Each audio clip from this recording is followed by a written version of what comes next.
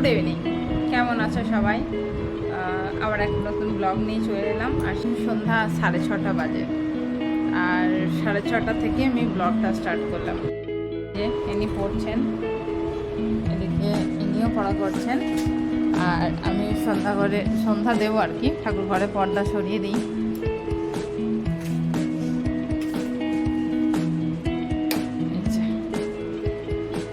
তো সন্ধ্যা দেবো, আর এখানে জামা কাপড় তো ধোয়া হয়েছিল। অ্যাকচুয়ালি সন্ধ্যাবেলার রুটিন, আমি সন্ধ্যা থেকে ব্লগটা স্টার্ট করেছি। তার কারণ হচ্ছে যে এটা চলবে কালকে সকাল অবধি, মানে কন্টিনিউ হবে। তো সেই কারণেই আমি ব্লগটা এখন স্টার্ট করলাম। আর একটা যেটা কথা হচ্ছে, গরমের কারণে কিন্তু ক্যামেরা ধরতেও এনার্জিটা চলে গেছে। তো জানি না, শরীর একদম ভালো লাগছে না, মানে সারাক্ষণ গরম লাগছে, আর কিছু ঘুমটা তো একদমই কারোর হচ্ছে না, খুবই কষ্টকর। যাই হোক, হাজব্যান্ড তো অফিসে আছে, বাচ্চারা পড়ছে, একটু পরেই ওরা খেলতে নামবে, আর আমি পুজো করে নিই। আমারও অনেক কাজ আছে, সন্ধ্যাবেলায় রান্না করা, অনেক কাজ আছে। তো এই আর কি। তো চলো এখন থেকে ব্লগটা দেখতে থাকো। আর এই আর কি বলবো, রোজ দিন ডেলি লাইফস্টাইল কি করছি সেরকম। আর এখন সত্যি কথা বলতে বাইরে যেতে পারছি না। বাইরে যেতে না পারার কারণ হচ্ছে গরম এত বেশি, মানে কোথায় যাব? গোটা কলকাতা জুড়ে মনে হচ্ছে যেন মানে রাজস্থান, কিন্তু এখানকার যা হিউম্যানিটি রাজস্থানেও এতটা নেই। আমরা খবরে দেখছিলাম, তো কলকাতা রাজস্থানের ছাড়িয়ে গেছে মনে হচ্ছে। যাই হোক, তো বাইরে বেরোনোর ইচ্ছাটাও চলে গেছে। আজকে 3 সপ্তাহ ধরে বাড়ির বাইরে বেরোয়নি। তো ওই জিম যাওয়া, বাড়ি ফেরা, মানে এইটুকুই কাজ আর কি। মানে শখ করে কোথাও ঘুরতে যাওয়াটুকু আর হয় না। তো এটাই আর কি। কিন্তু বোরও লাগছে, ভীষণ বোর লাগছে, ভালো লাগছে না। বাচ্চাগুলো আছে বলে মনটা অনেকটা ভালো লাগে। যাই হোক, চলো এখন সন্ধ্যা পুজোটা করবো। এই যে হচ্ছে, দেখেছো, আর ডিম ভাজা বানিয়ে, এক সেকেন্ড, ডিম ভাজা বানিয়ে এইটা বানাচ্ছি, তরকারিটা। আর আমি এখানে একটু চিড়ের পোলাও বানিয়ে নেবো আমার জন্য। আজকে কিছু খেতে ইচ্ছা করছে না, চিড়ে পোলাওটা খেতে ইচ্ছা করছে। তো এটা একটু অল্প অলিভ অয়েল দিয়ে একটু মানে ফ্রাই করে নেবো, শ্যালো ফ্রাই। এই যে একটু কিশমিশ দিয়েছি, আর একটু এখানে খেজুর দিয়েছি। তো এটা আমি আমারটা বানিয়ে নিচ্ছি, পোলাওটা। আর এখানে এটা মোটামুটি হয়ে এসেছে, আর তবু ভীষণ জ্বালাচ্ছে, তাড়াতাড়ি খাবেও।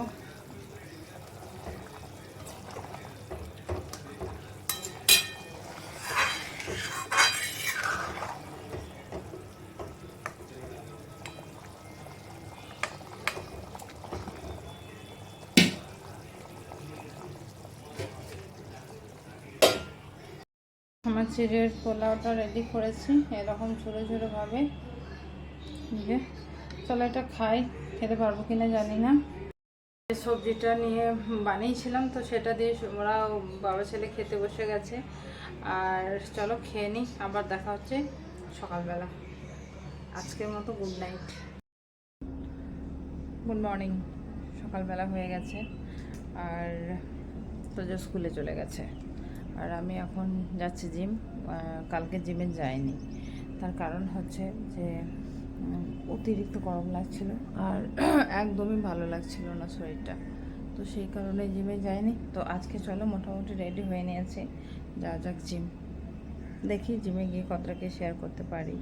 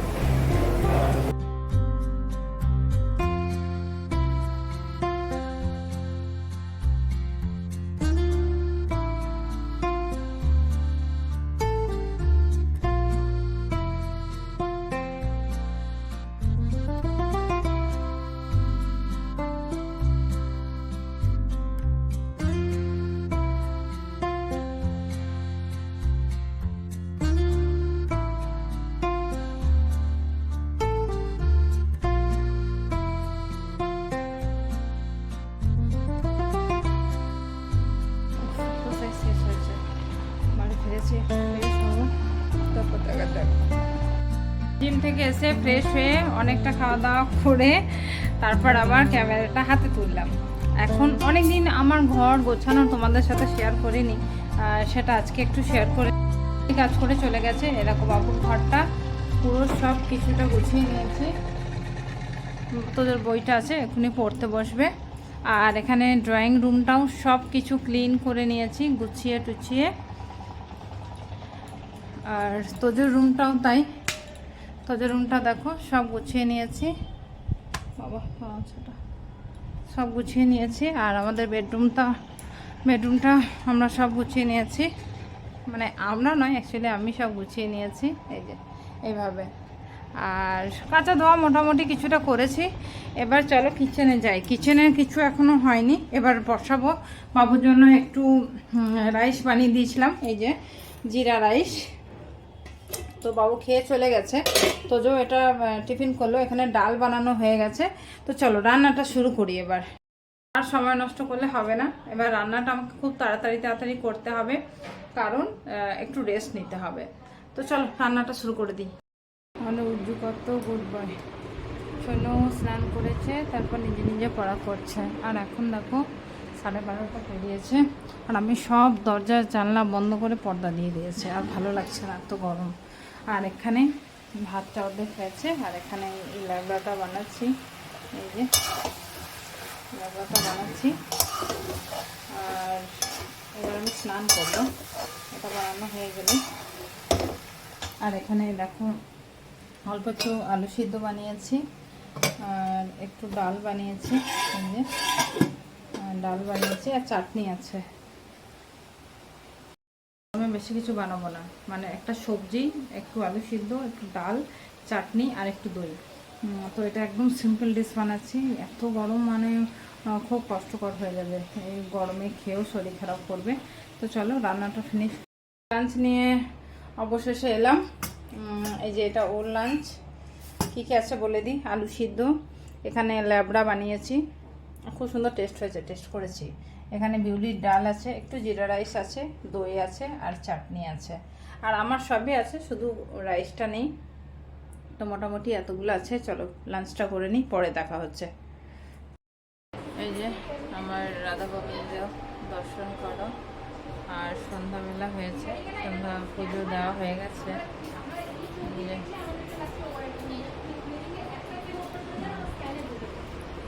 আর এখানে তোজো বানিয়েছে ম্যাগি। আর এই যে ছোটটা, সেই ম্যাগি খাবে, কখন থেকে বায়না করছে দাদার কাছে ম্যাগি খাবে। বাসাদ না, ওটুকু ঝাল লাগবে, ওরা খাও। গরম কিন্তু দেখে খাবে।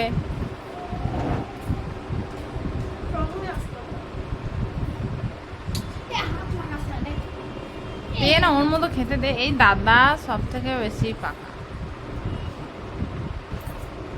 ও খেতে পারে বাবু, এত ছোট নয় ও। খাবে না ফ্রেন্ডস ম্যাগি, ঠিক আছে, হেলথের জন্য তাই তো। একদমই তাই। কিন্তু তোজো কোনো কথা শোনে না, তাই আমাকে নিয়ে আসতে হয়, বায়না করে। ও শরীর খারাপ হবে, আমার কিছু করার নেই। কিন্তু বাবু খায় না, বাবু কিছুতেই খাবে না ম্যাগি। আর এইটা আবার সঙ্গ ধরেছে, দাদা খাবে, বুনিকেও খেতে হবে। আর আমি একটু পরেই বেরোবো, কোথায় যাবো অবশ্যই জানাচ্ছি। একটা প্ল্যানিং চলছে, প্ল্যানিংটা কি চলছে অবশ্যই জানাবো, ঠিক আছে। আর কিছু এখন বলছি না, প্ল্যানিংটা হোক তারপর। তো কি সব কোথায় যাওয়ার প্ল্যানিং চলছে? হ্যাঁ, হোল ফ্যামিলি নিমন্ত্রণ দিয়েছে, ইনভাইট করেছে। আর এই যে তোজোকে দেখো, লাইট কম হয়ে গেছে। তোজোর টি শার্টের কালারটা খুব সুন্দর। হ্যাঁ, আর তোজোর বাবা, এই যে ওই যে তোজোর দাদা, আমাকে আবার দেখিয়ে দাও তো। আর এই যে তোজোর মা। আমিও যাচ্ছি, আমি জানি না কতটা কি খাবো, যেহেতু ডায়েট চলছে, সেভাবে খাওয়া দাওয়া করতে পারবো না। তো জাস্ট একটু কোম্পানি দেওয়ার জন্য আমার হাজব্যান্ডকে আমি যাচ্ছি, ঠিক আছে। আর কি গিফট কিনেছি একবার দেখাবো। তো যে ওই যে দৌড়ে যাচ্ছে নিয়ে আসতে। একদম বাচ্চা মেয়ে, 1 বছর বাচ্চাটার বয়স। হ্যাঁ, ওর জন্য কিনেছি একটা টেডি বিয়ার। এই যে একদম ও এটার উপর বসে খেলা করতে যাতে পারে সেই জন্য বড় টেডি বিয়ার নেওয়া হয়েছে। ওই ওটা ঢুকে গেল প্যাকেটে বাথরুমে। এই যে আর ব্লু কালার নিয়েছি। ব্লু কালার তো আমাদের ফেভারিট।